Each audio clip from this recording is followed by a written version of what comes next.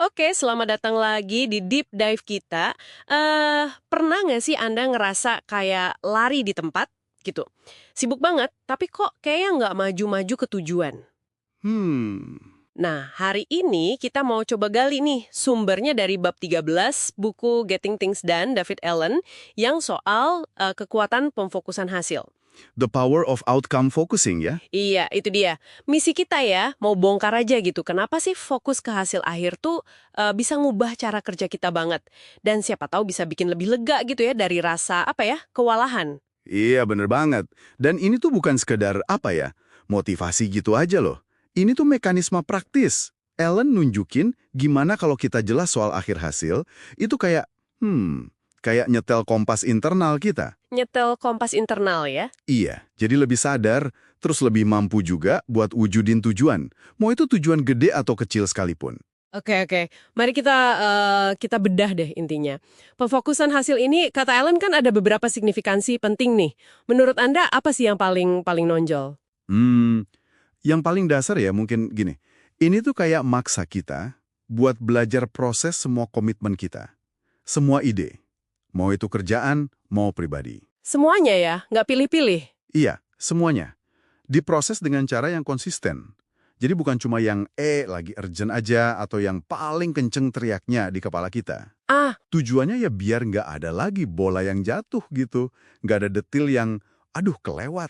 itu kayak fondasi biar nggak berantakan ya, biar kita pegang kendali gitu ya, di tengah banjir informasi ini. Oke, terus apa lagi? Terus, eh ini juga ngelatih kita buat nentuin dua hal penting banget. Satu, proyek spesifik. Sama dua, tindakan selanjutnya yang benar-benar konkret. Proyek sama tindakan selanjutnya, bedanya apa tuh? Nah, proyek Kawargi GTD itu, simpelnya hasil apa aja yang butuh lebih dari satu langkah aksi buat nyelesainnya. Oke, lebih dari satu langkah. Iya. Terus tindakan selanjutnya, nah ini kuncinya, harus benar-benar tindakan fisik yang bisa Anda lakuin dalam sekali duduk istilahnya. Contohnya gimana? Kayak telepon Budi soal proposal X, atau email draft laporan ke tim. Jelas banget kan? Bukan cuma urus laporan, itu kan masih ngawang. Ah, iya, iya. Jadi spesifik banget dan bisa langsung dikerjain ya, actionable gitu. Ini penting sih, soalnya sering banget kita mandek di ide doang. Betul. Nah, dampaknya apa nih kalau kita berhasil ngelakuin ini secara konsisten? Dampaknya kerasa banget. Pertama, jelas pikiran lebih jernih. Karena otak kita nggak lagi kerja keras terus-terusan buat nginget semua hal. Lega ya rasanya pasti. Banget. Nah ini otomatis bikin produktivitas naik secara alami, bukan dipaksain. Terus juga numbuhin akuntabilitas, tanggung jawab gitu. Ke diri sendiri dan tim juga ya. Iya benar. Dan yang terakhir, kita jadi ngerasa lebih berdaya karena kita tahu persis apa yang perlu dilakuin selanjutnya. Nggak bingung. Oke. Terus tadi ada poin soal hubungan masa depan sama masa kini. Itu gimana maksudnya? Pemfokusan hasil ini nyambunginnya. Nah, ini sering kelewat nih. Kalau kita fokus ke hasil, kita mulai lihat dengan jelas banget hubungan langsung antara katakanlah hasil gede yang kita mau di masa depan. Misalnya, Misalnya, ya proyek selesai, bisnis makin maju, gitu kan. Nah, kita lihat hubungannya sama tindakan fisik kecil yang perlu kita lakuin sekarang, hari ini. jembatannya itu ya. Iya, jembatan itu krusial banget. Kalau nggak ada itu, tujuan gede tadi rasanya jauh banget, abstrak, susah digapai. Wah, ini menarik. Jadi ingat ada kutipan dari Steven Snyder soal dua masalah hidup itu. Pertama, kita tahu mau apa tapi nggak tahu caranya. Atau kedua, malah nggak tahu mau apa. Iya ya. Pendekatan Ellen nih kayaknya nyoba jawab dua-duanya ya. Bisa dibilang gitu. Solusinya, kalau pakai kerangka GTD ini ada dua sisi. Sisi pertama, menciptakannya atau make it up. Ini bagian visinya, kreativitasnya, nentuin apa sih hasil yang kita mau. Bagian mikirnya ya. Iya. Terus sisi kedua, mewujudkannya atau make it happen. Nah ini bagian eksekusinya, langkah-langkah nyata buat nyampe ke sana. Oke.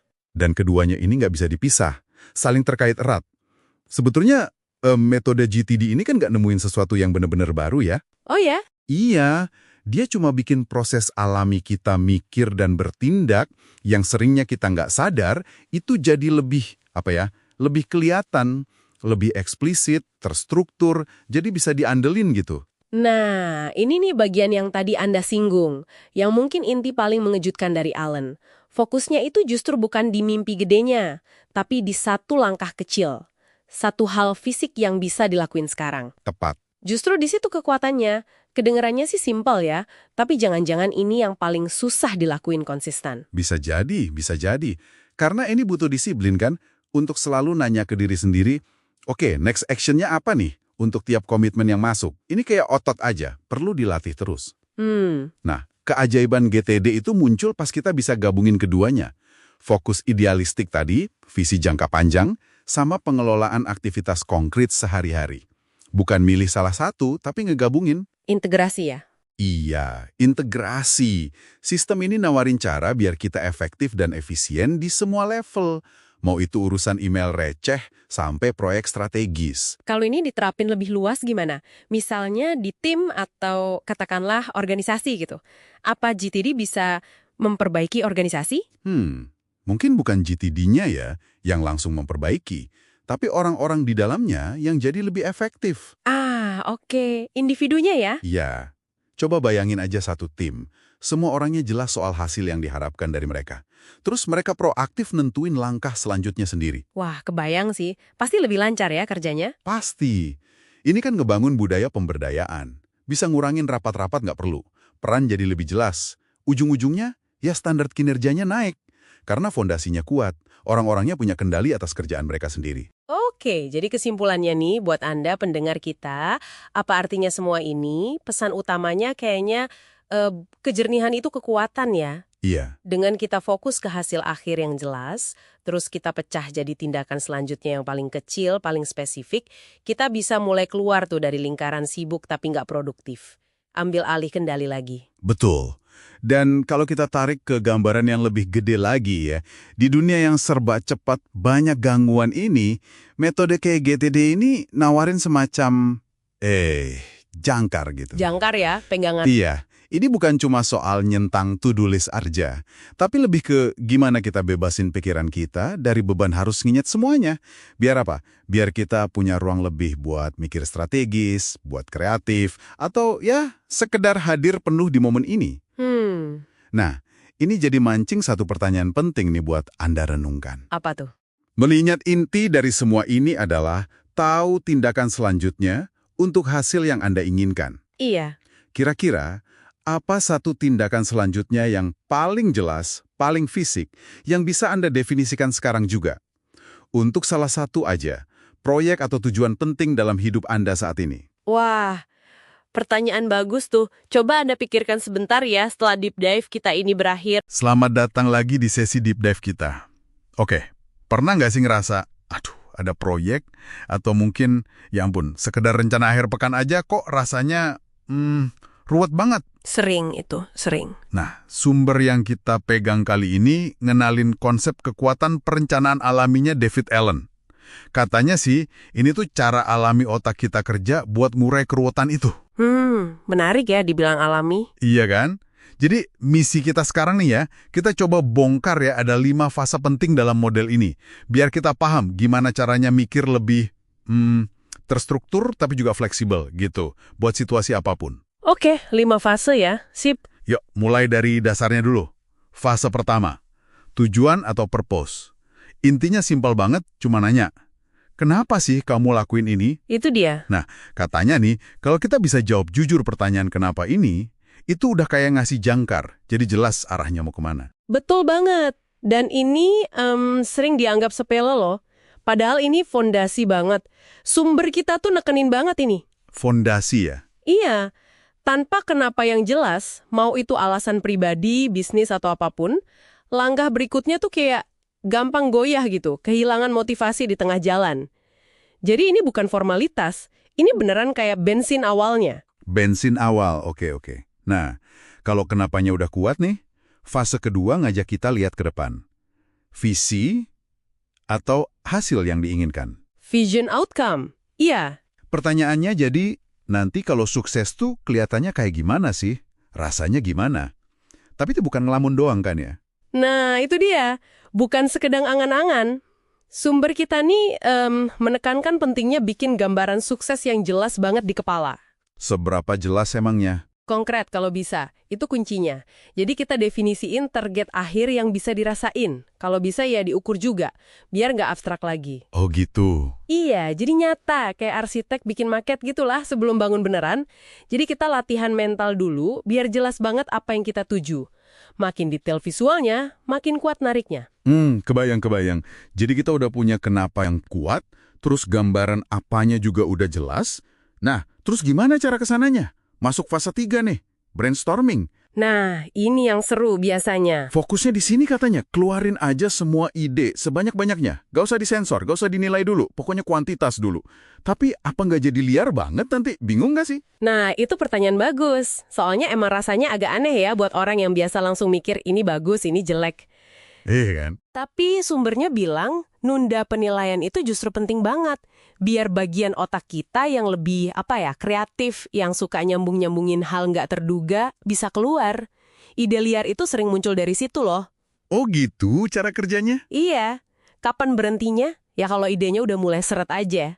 Dan yang penting, habis ini langsung masuk fase berikutnya, buat nata ide-ide tadi. Jadi ini emang sengaja diberantakin dulu, tapi terkontrol. Oke. Ada lanjutannya buat merapikan. Itu fase keempat berarti ya, mengatur atau organizing. Tepat. Setelah idenya tumpah ruah semua, nah sekarang waktunya beres-beres. Di sini kita mulai identifikasi komponen utamanya apa aja, terus urutannya gimana, mana yang duluan, mana yang tergantung sama yang lain, mana prioritas. Gitu ya? Persis. Ini kayak nyortir kepingan puzzle lah. Setelah semua dikeluarin dari kotak, fase ini ngubah ide-ide acak tadi jadi kerangka kerja yang mulai masuk akal. Mulai kelihatan bentuknya ya? Iya, kita mulai lihat hubungannya. Oh, ini harus sebelum itu. Ini bagian gedenya, ini detailnya.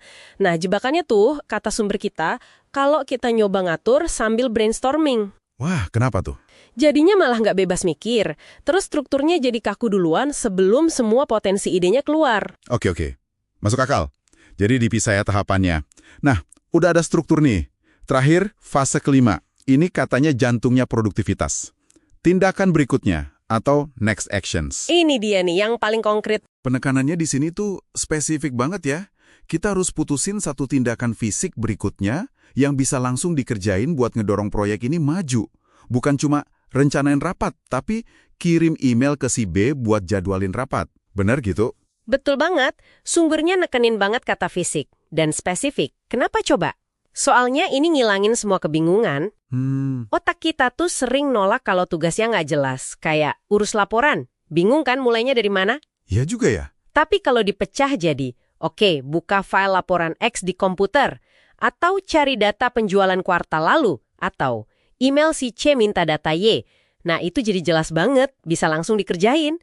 Tindakan kecil ini ngelawan rasa males nunda dan bikin ada kemajuan, ada momentum. Jadi, meskipun kelihatannya remeh ya, langkah super kecil gitu. Justru itu kekuatannya. Ada resistensi psikologis emang buat mikir sekecil itu, tapi disitulah kuncinya. Oke, jadi kalau kita rangkum nih, 5 fase ini, tujuan, visi, hasil, brainstorming, mengatur, sama tindakan berikutnya, kalau kita lakuin secara sadar, kata sumber kita, hasilnya bukan cuma lebih produktif, tapi juga bisa ngurangin stres. Iya, karena jadi lebih fokus. Kita jadi tahu persis kenapa kita lakuin ini, apa tujuannya, kira-kira gimana caranya, dan yang paling penting, apa langkah paling dekat yang harus dilakuin. Nah sekarang nih, buat Anda yang lagi dengerin, coba deh ambil satu aja situasi atau project atau bahkan tugas kecil aja deh yang lagi kepikiran sekarang. Gimana rasanya kalau Anda coba luangin ya? Ya beberapa menit aja buat ngelewatin 5 fase ini secara sadar. Terutama nih, coba definisiin apa sih satu tindakan berikutnya yang paling kecil, paling fisik, paling spesifik yang bisa Anda lakuin sekarang atau habis ini buat ngedorong itu maju sedikit aja. Coba rasain bedanya ya pas udah lamu tindakan spesifik itu. Iya, rasain bedanya. Oke. Dan sebagai penutup deep dive kita kali ini ada satu pemikiran buat Anda bawa pulang. Sumber kita kan bilang ini tuh cara alami kita merencanakan. Alami ya. Kalau ini emang alami, coba deh direnungin. Kira-kira apa aja sih dalam keseharian kita atau di kerjaan mungkin, kebiasaan, mungkin tekanan dari luar, gangguan, yang seringnya malah narik kita keluar dari alur perencanaan alami ini. Pertanyaan bagus tuh. Dan gimana caranya kita bisa lebih sadar, bikin ruang, atau mungkin pemicu gitu, biar lebih sering balik lagi ke alur 5 fase ini, supaya hasilnya lebih baik, dan mungkin prosesnya juga jadi lebih ngalir aja gitu.